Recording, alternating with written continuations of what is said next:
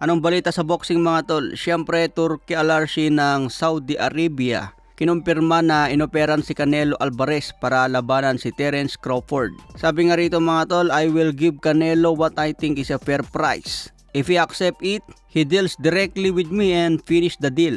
I don't want anyone in the middle. I guaranteed Crawford a big fight. I want Canelo for Crawford and Crawford wants Canelo.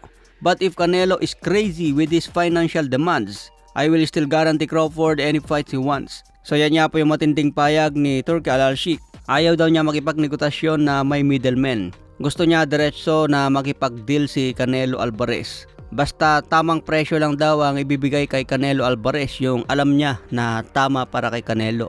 Pero kung may kabaliwan daw si Canelo Alvarez na mag-demand ng 200 million o mas higit pa, hindi na raw ito ibibigay ni Turki Al-Arshi. Pinangakuan daw niya si Terence Crawford na bigyan pa rin ng big fight kahit hindi matuloy kay Canelo Alvarez. Pero sa ngayon mga tol, hinihingi daw talaga ni Crawford na si Canelo lang ang target. Kung manalo si Terence Crawford kontra Israel Madrimov sa 154 pounds, hinihingi agad ni Crawford na labanan na niya agad si Canelo Alvarez. So nakahanda nga po umakyat sa 168 pounds division si Crawford. So ano sa tingin nyo dito mga tol, papalag kaya si Canelo Alvarez? Matatandaan yung sinabi ni Canelo, wala siyang mapapala kay Terence Crawford. Kahit daw kasi manalo si Canelo kay Crawford, sasabihin lang ng mga fans na maliit lang ito at walang saysay ang laban. Pero matatandaan mga tol, ganun din ang ginawa ni Jermell Charlo.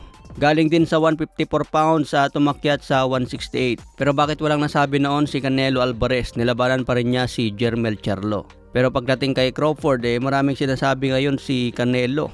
Ayaw daw niya labanan ito dahil maliit lang si Crawford, walang mapapala.